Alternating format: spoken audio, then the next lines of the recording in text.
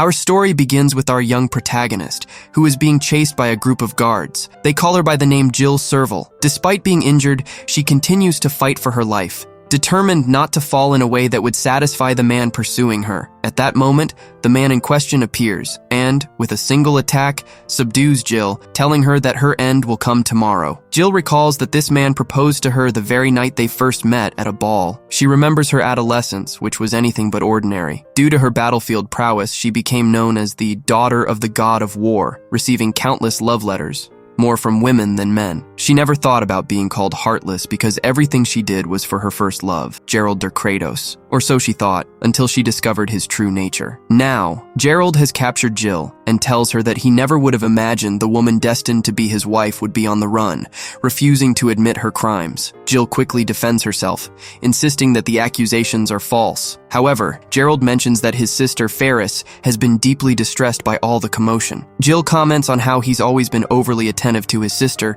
to which Gerald replies that indeed nothing in this world compares to her. Here, through Jill's thoughts, it becomes clear that Gerald is in love with his own sister. Gerald then grabs Jill by the hair and tells her that perhaps she would have lived longer if she had maintained her blind faith in him. He even cruelly suggests that he would have allowed her to raise the children he would have had with Ferris, though he couldn't stand the thought of any of them resembling her. After this, Gerald orders the guards to take her away, but Jill swiftly disarms them and attempts to attack him. However, Gerald easily blocks her attack and disarms her in return. Despite this, Jill manages to escape and flees to the top of the clock tower. Once there, addressing him as Your Highness, Jill declares that he didn't get rid of her. She's the one who will get rid of him, as she throws herself into the void. Gerald immediately orders the guards to throw spears at her, but Jill manages to deflect all of them except one. That final spear, surrounded by an unusual aura, almost seems to possess a will of its own. As Jill falls, she regrets the mistakes she's made, but she refuses to let this be her end. She doesn't want to leave the world believing that loving someone was a mistake. With her final breath, as the spear strikes her, she only asks for another chance, because if it were granted to her, she would never let anyone use her again for the rest of her life. Just then, as the clock strikes 12, time suddenly stops, giving an unexpected turn to events. Jill opens her eyes to hear someone calling her. It's her parents. This is impossible, as she had lost them long ago. Through their words, she quickly realizes that on this day, Prince Gerald turns 15. The strangeness of the situation hits her, as she should be 22 years old, leaving her confused about what's happening. When she is welcomed into the ballroom, Jill immediately recognizes the place. Seeing her reflection in the window, she's shocked to find she looks like the young girl she once was. When the youthful Prince Gerald arrives, she quickly makes an excuse to leave, saying she needs some air. This is part of her strategy. Whenever faced with a crisis, Jill runs until she can come up with a plan that works. She heads toward a door she knows leads to Ferris's room, Gerald's sister. Here, Jill reveals to us that her engagement to the prince had been nothing but a facade to hide the forbidden love between the two siblings. When Jill discovered the truth, Gerald annulled their engagement and, the next day, had her arrested on false charges, resulting in a death sentence. The charge? Attempting to poison the princess, a perfect excuse to silence her and protect the royal siblings. Jill's attempted escape leads us back to where the story began. Our young protagonist now finds herself on a balcony, reflecting on the situation. Although confused, she believes she knows how to avoid repeating her past mistakes. Just then, Gerald appears, once again with the same intent, to propose to her. However, this time Jill is faster, slipping away and returning to the ballroom. Now, Jill desperately tries to devise a new plan, claiming she has a boyfriend wouldn't work given her age. She needs someone untouchable by the prince. As she continues running, she briefly encounters a strange creature, which vanishes as quickly as it appears. Slowly, Gerald closes in on her. In a moment of desperation, Jill grabs the nearest man sitting nearby and boldly declares to the room that she's in love with him. Gerald is furious and the entire ballroom falls silent. To her surprise, the man eagerly accepts her declaration,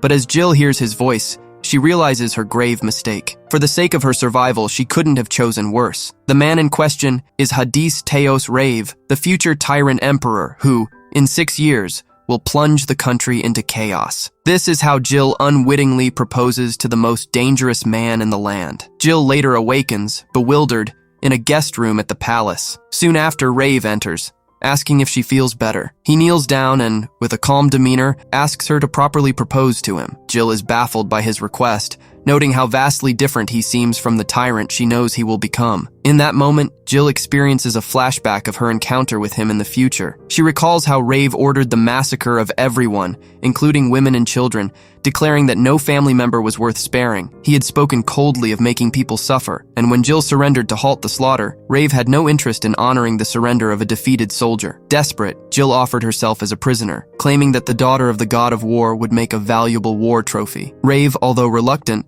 decided to withdraw his troops after accepting her offer. Back in the present, Jill compares the two versions of Rave, this gentle man now before her, and the ruthless tyrant from the future. The contrast is so stark, it feels as though she's looking at a completely different person. Almost tenderly, Rave helps her into a pair of small shoes, gently placing them on her feet to keep her warm. For the first time, Jill experiences what it feels like to be treated as if she were a fragile, innocent child. Despite all her battlefield experience, nothing could have prepared her for this. At that moment, Gerald bursts into the room demanding an explanation. A tense standoff follows, Rave, protective of his future wife, and Gerald, refusing to accept the engagement, insisting that Jill is promised to him as per their family's agreement. Rave remains unfazed. He picks up Jill and, with calm confidence, warns Gerald that challenging him would be unwise, as they are not on the same level. His imposing presence silences any further protest, and with ease he walks out of the room, effortlessly subduing the guards in his path. Rave apologizes to Jill for scaring her,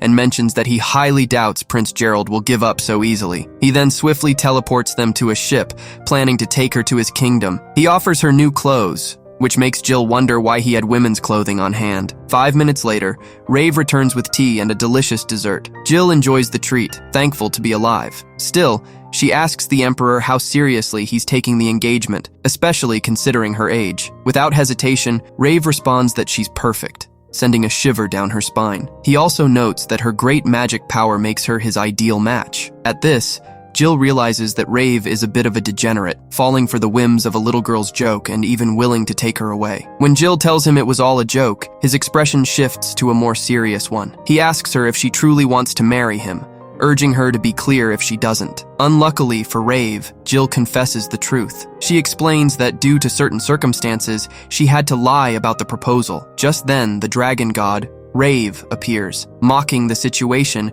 and teasing the Emperor about how a girl could so easily propose to him. Jill recalls the legend of the goddess of love and earth, Kratos, and Rave, the god of logic and sky. For over 1,000 years, from myths to the founding of kingdoms, these deities had dragged humans into their eternal conflict. Kratos' kingdom had risen as a great magical nation, as most of its people were born with magical abilities. In contrast, in Rave's kingdom, magic was rare, but dragons were born in that land. As Rave and the dragon argue, Jill is stunned to learn that gods exist. The dragon thanks her for what happened the previous day. Since Jill can see and speak with him, the dragon states that she meets all the necessary conditions. Jill then asks Hadis, Rave, how old he is. He tells her he's 19, and notes that the age difference between him and Jill is normal. He further explains that his own mother, at 16, had married his father, who was 40. When Jill mentions wanting an heir, Hadis blushes, awkwardly remarking that it's inappropriate to discuss such matters when they barely know each other. He adds that everything has its order. First, they should talk, drink tea, and get to know each other better. Jill comments that Hadis's outward appearance and his inner self don't seem to match. She begins to realize that he's not what she expected, and moreover, that the entire marriage proposal was based on a lie. For this, Hadis apologizes, acknowledging that it was too convenient for a girl with such immense magic power to propose to him and fall in love so quickly. He promises that he will never forget her name or what she did for him, but now he intends to return her to Kratos. Hearing this, Jill is filled with dread, knowing that once she returns, only the incestuous worm Gerald will be waiting for her. Meanwhile, Hadis expresses his gratitude again, admitting that no one had ever declared they would dedicate their life to making him happy. That moment had been a dream for him. Jill, upon hearing this, can't believe what she's done, taking advantage of someone, just as others had done to her. Seeing the dragon wipe away Hadis's tears, she realizes he isn't a bad person after all. Moved by this, Jill takes back what she said earlier, and declares that she does want to marry him. Initially,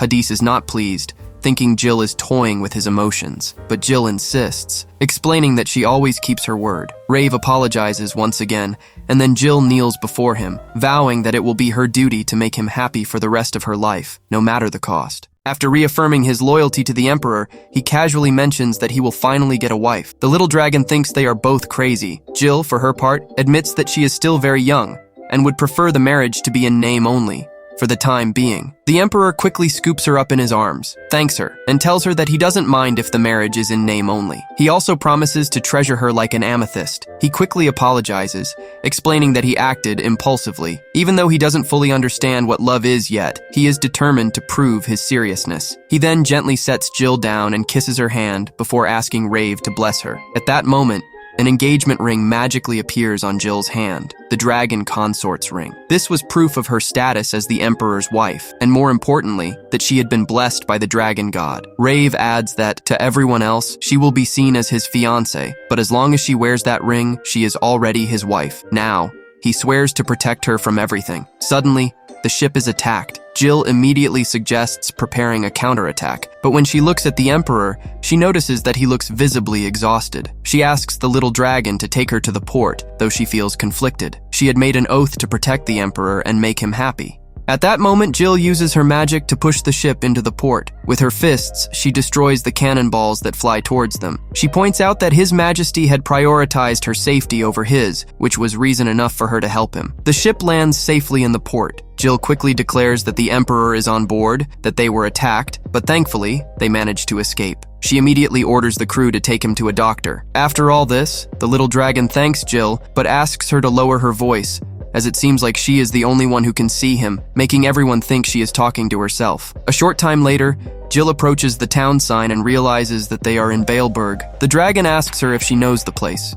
Jill recognizes the name, remembering the tragic events that happened in Baleberg, but avoids talking about them, reminding herself that those events will happen in the future. Just then, a girl arrives asking for Lord Hadis. She mentions having heard that he brought a young girl from Kratos. This was Sphere, Jill's romantic rival. Sphere was the daughter of Marquis Bale, lord of these lands, and a candidate to be Hadis's fiancé. Sphere quickly confronts Jill, warning her that she will not allow her to steal Hadis, calling her a home-wrecking little kitty. Later at the castle, Jill reflects on the tragedy of Baleberg, which occurred during the banquet celebrating Emperor Hadis's return to Kratos. The Emperor had refused to marry Sphere, the daughter of Marquis Bale, and the distraught girl took the lives of the other candidates, set fire to the castle, and took her own life. Upon reflection, Jill believes that such a girl could not possibly commit such a horrible act. With the Emperor present here and his return to Kratos soon, she feels that the event is unlikely to happen. But if it were to happen, it would spark a civil war with Kratos. Jill also fears losing her subordinates and family again, remembering Zeke and Camilla. At that moment, the little dragon reappears and asks if Jill is all right, as being stuck in one place for so long would depress anyone. Jill assures him that she has been treated well, and immediately asks about the Emperor's health. The dragon tells her that he woke up a while ago,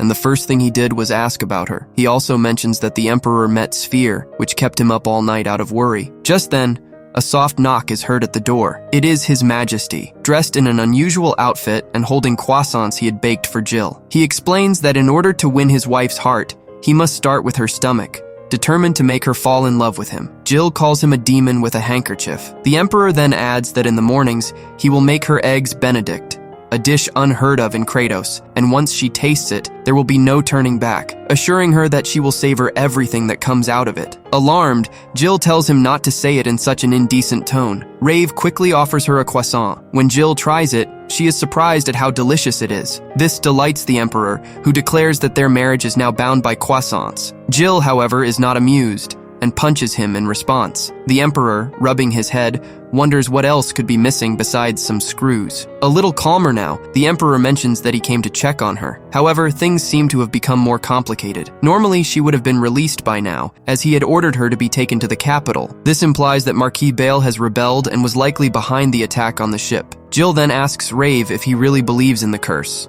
Rave tries to dodge the question, but eventually admits the truth. Jill asks if he knows that he is a contender for the throne with little chance of securing it. Because his mother was a concubine, only he or his elder brother could stay in the capital, but they decided to send him to the border, which essentially meant abandoning him. Furthermore, His mother was horrified by his ability to see the dragon, going so far as to call him a monster. This was because for generations, no emperor had been able to see the dragon god. When Rave turned 11, strange things started to happen. The crown prince, whom he had never met, died of an illness. They chose a successor immediately, but he too drowned in a bath. The next one hanged himself, claiming that he heard a woman's voice every night. The next one suffocated while washing his face in the morning. They died, one after the other, right on his birthday, as if something wanted him to become emperor. And although he insisted on his innocence, the only person who believed him was his older brother, Prince Vissel. However, Vissel was a low-ranking prince, so he didn't have enough power to do anything. After 5 years of unexplained deaths,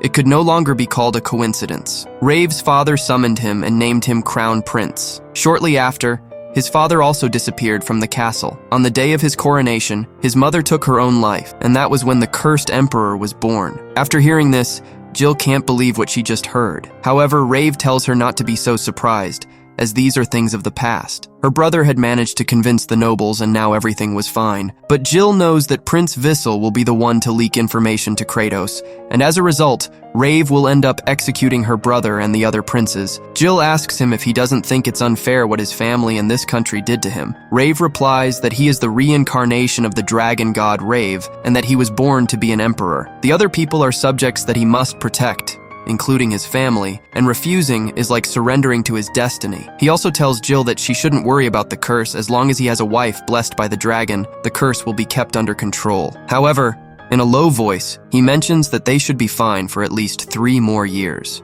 Jill knows that he is still hiding something, but for now, she decides to let it go. She tells him that it's a fact that he has many enemies around him, so he wonders how he plans to get rid of them. Rave replies that if Beale tries anything against him, he'll crush him mercilessly, though he has no intention of fighting him for no reason. Jill then thinks it's best to gather information first, so she volunteers to leave the castle and do just that. At first, Rave doesn't want her to leave, thinking it's too dangerous. However, Jill replies, "What kind of wife wouldn't support her husband during such a crisis?" Upon hearing this, Rave is completely enthralled by Jill's words, and is now even more eager to bake cakes for her. Jill feels like he's a clumsy little brother that she can't take her eyes off of. After all this, Rave faints from a fever. The next day, Jill gets to work. After some time searching for information, she stops by the church, where she finds Sphere talking to the priest. Sphere seems to be in pain because apparently Emperor Hadis said that his wife must be 14 and she is 16, so she doesn't know what else to do. Jill continues her investigation, and at that moment,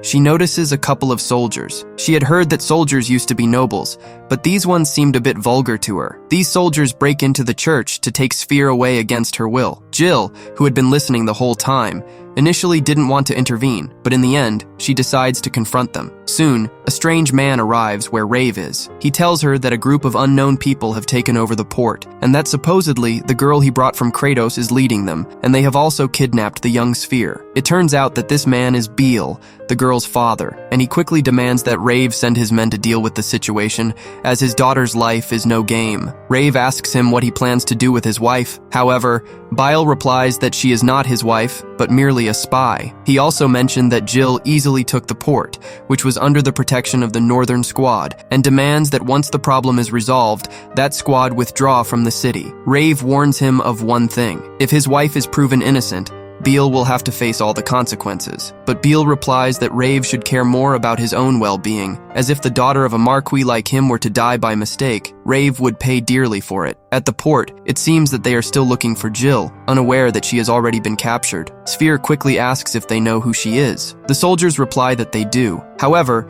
they have come from Kratos, supposedly under Jill's orders, as she had manipulated Rave. However, there was not much that Sphere could do, and now she finds herself locked up with that little boy, thinking that it is all her fault. Apparently, it was all her father's idea, as he was the one who suggested that she go talk to the priest about Hadis. Sphere tells us a little bit about her story. When she was younger, after her mother passed away, her father remarried almost immediately, and as a result, she was sent to another mansion where there was no place for her. She used to sneak away to a place where dragons rested, and even though they spoke to her when she was little, she couldn't understand what they were saying. That's how she ended up completely isolated.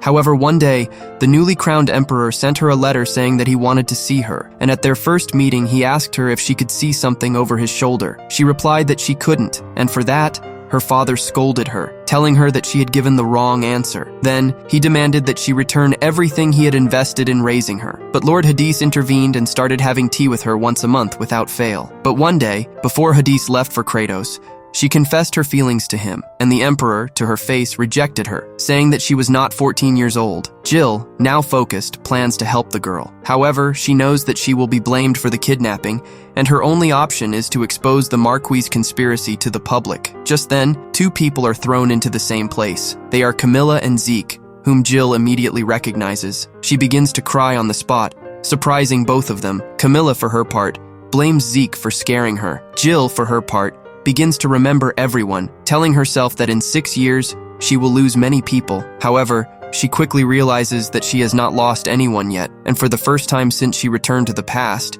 she feels like things are just beginning. This time, she will not lose anyone. After a brief look into the past, when Jill was talking to Camilla and Zeke, we realized that they were both from the Rave Empire, and neither of them possessed magic. We cut back to the present, where Jill is crying. Camilla likewise blames Zeke for making her cry, but he immediately gets angry and starts arguing with her. However, when Jill breaks her restraints, she quickly tells them to stop fighting. She easily frees herself and the others, as it is time to exchange information and take action. After some talking, it seems that the bandits had disguised themselves as the Northern Squad, lowered the gates dividing the port and the city, taken Marquis Bale's daughter hostage, and are now occupying the port. Camilla quickly comes to a conclusion after listening to Lady Sphere. This attack was ordered by Jill. In order to control this situation, Marcus Bale's private guard would obviously step in, and if they managed to arrest the bandits, they could claim that the Northern Squad was useless, which would get them chased out of Baleburg. Furthermore, the fact that this girl supposedly planned the entire attack,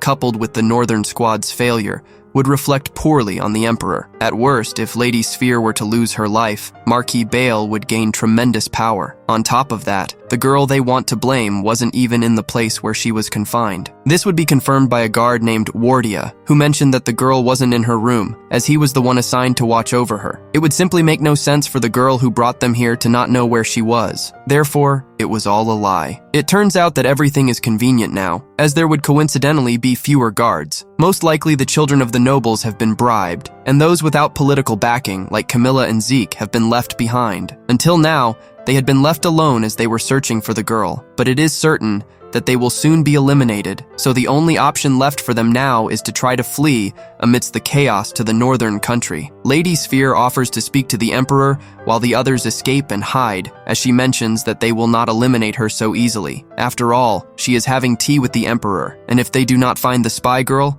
they will need her testimony as a victim. She will tell the Emperor the truth, as she will not allow such a thing to happen. Jill remembers that everything is unfolding as she remembered. Lady Sphere would stay behind so that Camilla and the others could escape, and she would perish, bearing the disgrace of her father. This was what led to the tragedy of Baleburg. Jill quickly reveals her identity, and Wardia immediately recognizes her. In turn, Lady Sphere calls her a home-wrecking kitten. Jill mentions that, like them, she was also framed. However, the enemy still doesn't know where she is, so they must seize this opportunity. They will save the captive soldiers and protect Lady Sphere. Camilla, pleased, says that then the Northern Squad will be able to clear their name, and she will be able to find out who framed her for being a spy. Zeke, for his part, says that the Marquis won't be able to cover things up so easily, so he agrees as well. Jill tells Lady Sphere that the success of this mission depends on her, because if she dies, they will lose, and that she will protect her. However, he warns her that she will have to denounce her father, and if she cannot do so,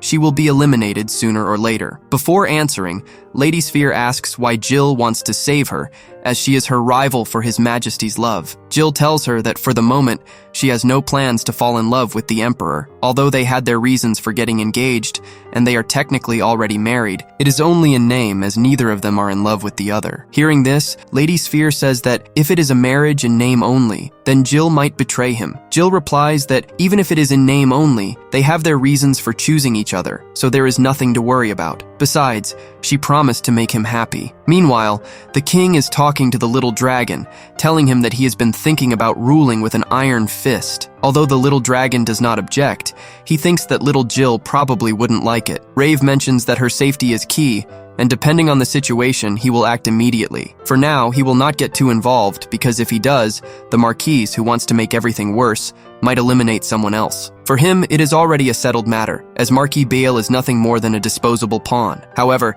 he must now give him an exemplary punishment. In the end, Bileberg will fall under his control, and for young Sphere, her father will be eliminated, which will ruin the Beale family. Thinking a little about her future, perhaps she would be happier if she were eliminated now. On the other hand, Lady Sphere ends up trusting Jill, promising her that she will report her father. This is how Jill takes action. She first mentions that they must win. Before the Marquise's guards arrive, the first thing they will do is get out of that place and free the soldiers of the squad to help them. Wardia mentions that she has heard that they are being held in the church. However, she also heard that there are many wounded. This somewhat discourages Zeke and Camilla, who mention that they won't be much help in the battle. However, Jill orders them to take her to the church, while Zeke and Camilla stay behind to protect Lady Sphere, as she will pave the way for them. With one punch, she breaks through the wall. Before leaving, Jill tells them that she was once called the Demon Sergeant, and she expects a lot from them, though they shouldn't worry because she will make sure they don't perish. Jill quickly arrives at the church, where she takes care of the guards and frees all of her comrades. Afterwards,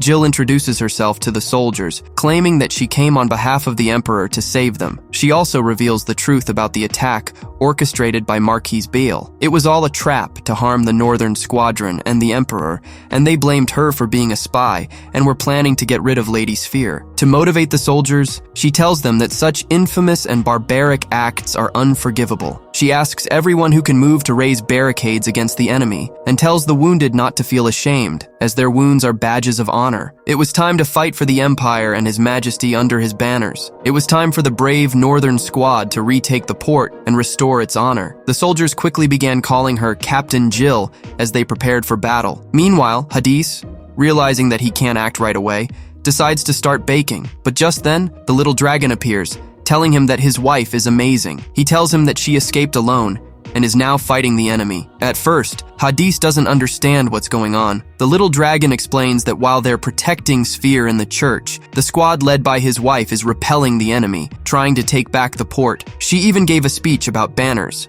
and now the entire Northern Squad believes she sent them to rescue them. Hadis asks if Jill is trying to save them all. Then, she quickly asks the little dragon what he was doing. The little dragon replies that since he had nothing else to do, he was just cheering her on, and that's what he would continue to do until Jill ordered him to go to His Majesty. It seems that the damage to the city will only be at the port. However, it will be considerable. Therefore, Hadis will have Marquis Bale cover all the reconstruction expenses, as he prefers that to destroying his family. This makes the little dragon very happy, as he will not have to sacrifice Sphere, the squadron, or the Marquis' family. Maybe this way, Hadis could be an emperor loved by everyone, and not one who terrifies them. He also mentions that he has a good wife, and that she might actually end up making him happy. At that moment, a group of soldiers arrives where Hadis is. They tell His Majesty that Marquis Bale sent them to protect him and that they will evacuate him to a safe place. Hadis immediately replies that, as expected, the squadron will be able to retake the port. Now they want him not to witness anything. With a look of utter disgust, he tells them that he is trying to bake a cake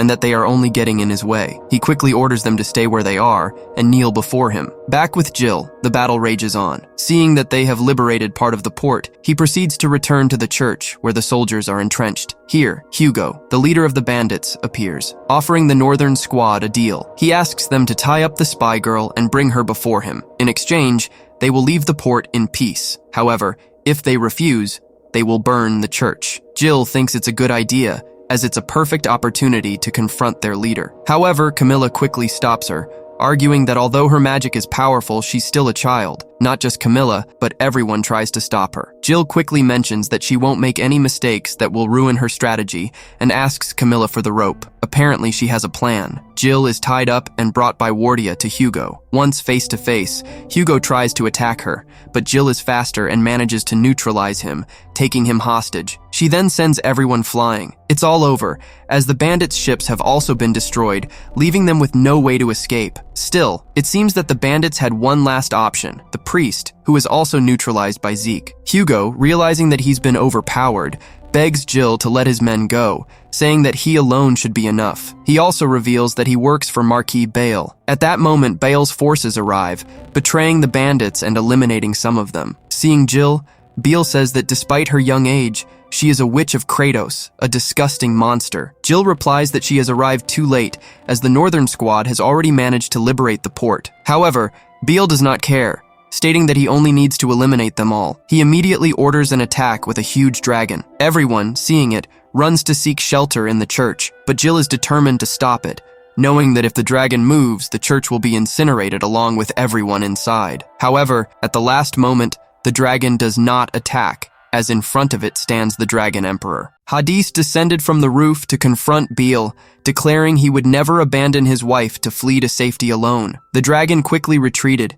and Hadis showed concern for Jill, taking her into his arms and asking if she was unharmed. Jill, in turn, asked about his well-being. Once assured they were both safe, Jill quickly relayed what had happened at the port, explaining that the enemy's occupation had only been a distraction. She told him that the Northern Squadron had rescued Lady Sphere and herself, while also securing the port. Immediately, Beale accused Jill of being a spy, questioning how Hadis could not see her deception. He reminded Hadis that enemies still held the port, and asked him to trust his judgment and wait in the castle. He even suggested that if Jill had been manipulated by the bandits, he would readily explain that to the court. Seeing this as extortion, Jill called him a coward, recognizing that he ultimately intended to label everyone as bandits. Hadis quickly grabbed the bandit leader by the collar, noting that he looked good in the Northern Squadron uniform. He introduced himself as someone familiar with all the ranks, adding that it would be absurd if the Emperor did not know the names and faces of his own army. He then ordered them to reveal everything they knew about the mastermind behind the entire plan. Sensing the Emperor's imposing presence, Hugo quickly ordered everyone to swear loyalty to the Dragon Emperor,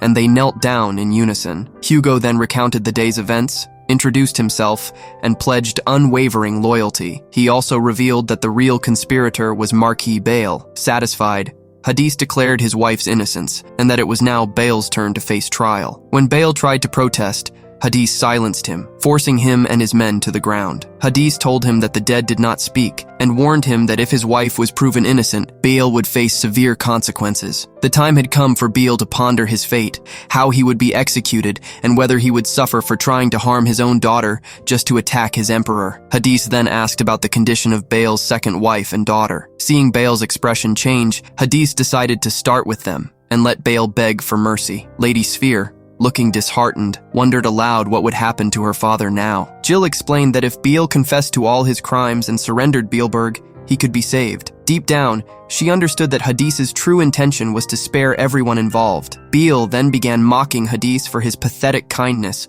reminding him of his own mother's tragic fate and the losses he endured before claiming the throne. Beale declared he was simply defending his lands from a cursed emperor, claiming no one in the country wanted Hadis as their ruler. Just as Jill tried to intervene, Hadis remarked that he was already aware of these feelings. Nonetheless, he stated that, whether they wanted it or not, he was the emperor. He ordered Beale to be taken away, while Lady Sphere remained behind, explaining all that had happened. Later, in the former Marquise's mansion, Jill tried to locate the bedroom, noting how empty the place felt, as the former servants feared them. The little dragon explained the situation to Jill, who wondered why His Majesty hadn't joined them for dinner, thinking perhaps Hadis was pushing himself too hard. The dragon remarked that while Hadis might be somewhat naive, he was still the emperor, and not to be underestimated. He's a young man born with the skills and abilities to rule, but seeks to avoid governing through fear. Still, Jill didn't think it was right for Hadis to act as if nothing had happened. She worried that if he continued like this, he might end up losing empathy for others and for himself. The little dragon pointed out that, due to his limited interaction with others, Hadis struggled with boundaries, mistakenly thinking that simply breaking the curse would be enough for everyone to accept him. However, this approach could backfire. The dragon believed Hadis needed to experience genuine human kindness, or he might end up losing faith in humanity, especially given what happened to his mother. Hadis wasn't just the emperor, he was the reincarnation of the dragon god, and if he ever truly became disappointed in people, it could mean disaster. Jill thanked the dragon, acknowledging that, thanks to his guidance, Hadis had come this far. They needed to help him get used to people, maybe even shape him into a beloved emperor. The dragon asked Jill if she felt anything for Hadis, to which she replied that she felt like punching him. Despite her feelings, she had no intention of starting a romantic relationship with him until they became a perfectly married couple. Finally, they reached the bedroom, and the dragon informed her it belonged to both of them. Jill immediately felt nervous about spending the night alone with Hadis, but upon entering, she found him very drunk. The little dragon, concerned since Hadis had never drunk alcohol before, quickly set about helping him recover, with Jill's assistance. After a while, Hadis regained his senses, and seeing Jill, affectionately called her his amethyst. Relieved to see him looking less flushed, Jill brought him water and some fruit. Hadis asked if she would look after him, and Jill, pleased, responded that she was used to taking care of drunks, though she could call someone else if he preferred. Hadis reassured her, saying she was more than enough. Afterward, he asked for an apple, and Jill tried determinedly to cut it but couldn't manage it. Hadis laughed, pointing out that knowing how to wield a knife didn't mean she knew how to cook. He lifted her and sat her down in front of him, showing her how to cut it. Jill requested a rabbit-shaped cut, something she'd always wanted to try. With patience, Hadis transformed an apple into a charming little shape. Shocked by the outcome, Jill called Hadis a genius. He shared that he had learned this skill to perhaps gain the sympathy of his half-siblings. Jill, thinking of her own large family, mentioned that her parents, who had seen Hadis's proposal, would understand why he had not returned. Her family motto was, "Justice belongs to the strongest." Jill thanked Hadis for forgiving the bandits and the Marquise, knowing that he did so because she did not like violence. Hadis replied that it was only natural to save his wife. Jill expressed hope that he would remember that, cursed or not, she wanted him to live. She requested that if anyone ever questioned his right to live, he should reply, "There is someone now who wants me to live," meaning that he had her. This causes Hadis to blush and ask Jill if she loves him very much. She replies that her standards for love are pretty low, implying that for now, their relationship feels more like that of siblings. The Emperor can't resist and hides under the covers, claiming that he can't stop shivering from the cold. Jill immediately joins him, saying that his body temperature has always been warm, so he can use it to keep himself comfortable. But this is all a ploy by Hadis, who, while holding her, asks how she can treat her husband like a brother. That's just not right. Jill says that she was just worried because he seemed cold, but Hadis tells her to relax, as he has no intention of doing anything inappropriate. He also adds that it's perfectly fine for a wife to fall in love with her husband, and Jill responds with the same comment, but he assures her that he would never do something like that to her. Jill now wonders what he meant by that. Hadis quickly asks why she doesn't try to fall in love with him. If she does,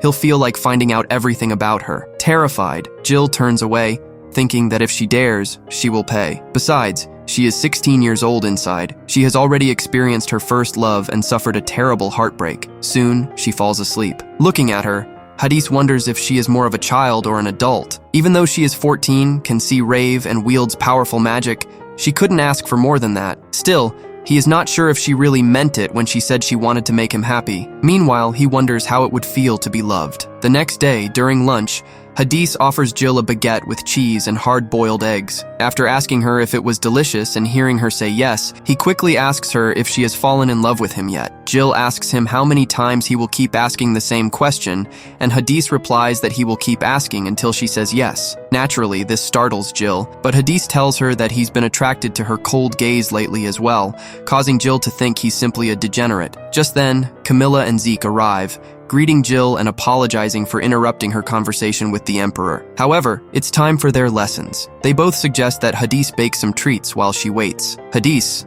mentioning how considerate they always are, offers them some cookies. Jill quickly scolds them both for allowing themselves to be bribed with food, adding that they shouldn't be so casual with him. Camilla is quick to point out that Jill was the one who told them she didn't want formalities. Zeke and Camilla immediately cheer Hadis up, telling him that Jill is more interested in him than he thinks, so they believe he has a chance. When they ask if he loves Jill, Hadis blushes and denies it, wondering aloud how he could possibly love his amethyst. He quickly becomes flustered, getting tangled in his own words. The three of them leave, and Jill, meanwhile, tells them to stop having fun at their expense. But Camilla reminds her that, as powerful as she is, her only ally in this place is the Emperor, so it would be wise to keep him wrapped around her finger. A blushing Jill quickly says they don't have that kind of relationship. They then tell her to stop running away every time he invites her to eat, but Jill mentions the food isn't the problem. However, they reply that by acting like this, she's giving him false hope. Jill seems oblivious to this, but Zeke and Camilla assure her they're on her side,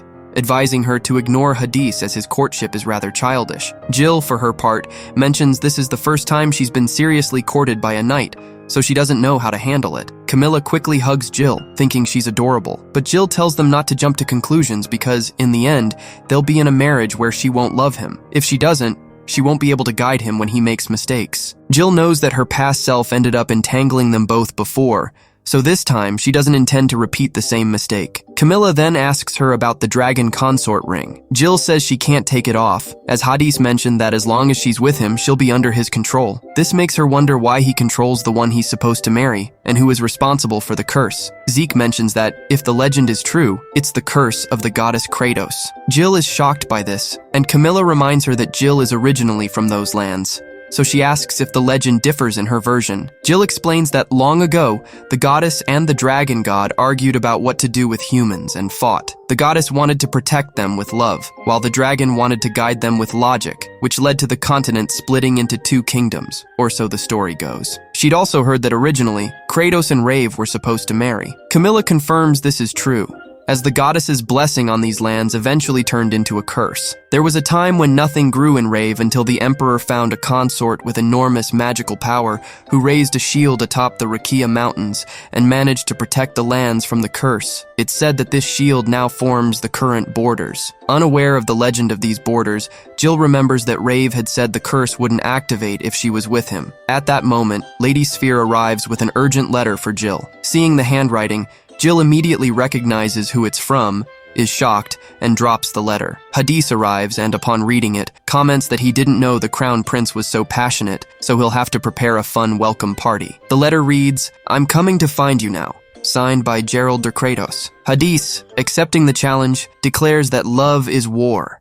If you've reached this point in the video, don't forget to leave the word exquisito in the comments. Thank you very much, and see you in the next video.